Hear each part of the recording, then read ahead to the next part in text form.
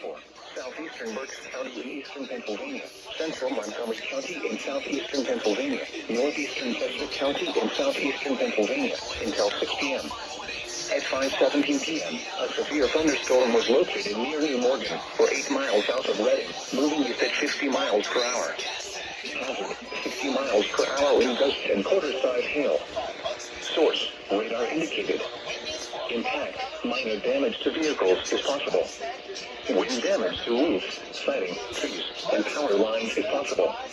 Locations impacted include Reading, Pottstown, Phoenixville, Lansdale, East Norton, Wyomissing, Souderton, Birdsboro, Collegeville, Royersford, City Spring, Trapp, Hatfield, East Greenville, Honeybrook, Schwenksville, Elverson, Valley, Beckelsville, and Green Lane. This includes the following highways: Pennsylvania Turnpike between mile markers 296 and 305. Northeast extension between mile markers 25 and 38. Interstate 176 in Pennsylvania between mile markers 1 and 11. For your protection, move to an interior room on the lowest floor of a building.